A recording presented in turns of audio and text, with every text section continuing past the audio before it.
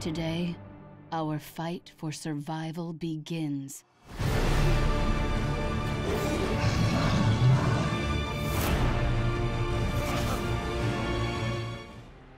Hello there, Sir from 17 once again. This is my Extinction Master Sentinel video walkthrough. This is the 13th mission called Seeking Aid, and we are rescuing some Alteran engineers.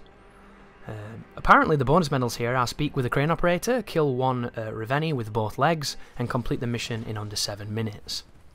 This is a fundamentally ground-based mission up until the end when the creature turns up. And it's not a bad one, this one. I like this mission a lot because it's teaching you a little bit how to use the grapple and how to move around the environment. It's also interrupting a lot of what you do with the dialogue, which I find to be very frustrating, but that's just me. So you're going to be navigating these canyons, and these canyons link surprisingly well, with a lot of opportunities to use your grapple, a lot of opportunities to get better with your gliding. This is definitely the first instance in the game where you can kind of see an eye for design on the mobility, which I think is really nice, because the mobility is one of the strongest parts of the game.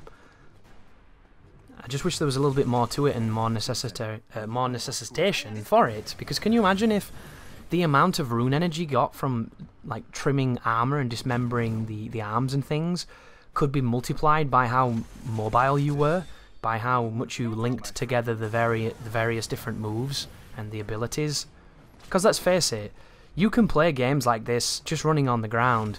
I don't know if anybody saw a man called Darkside Phil play Sunset Overdrive, but it was one of the most hilarious playthroughs I've ever seen, because in a game where if you're touching the floor, you're doing it wrong, he spent the entire game running around shooting people like it was a shooter. And there's even a tooltip in the game, which I think is just hilarious and very apropos, that says, if you're looking for the sprint button, it's called grinding.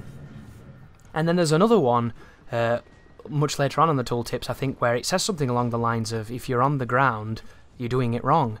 And it's so true, because that's a game where you can chain between every single piece of geometry in that world while killing everything, shooting and being a menace and having a really good time. And it's very skill-based and it's very simple, but you can still get high levels of execution with it. And this game reminds me of kind of like that, but it just doesn't seem like you ever really need it in this. And admittedly, you know, Mr. Darkside Phil did his best to prove in Sunset Overdrive that you didn't need it in that, but he did die a lot, because you get swarmed when you're on the ground in that game, and jumping around is one of the ways to stay safe. But a lot of games, especially modern games, they don't really care about punishing the player for death. This is a great example of it. I'm going to die in this video by landing in thorns, which I find to be hilarious.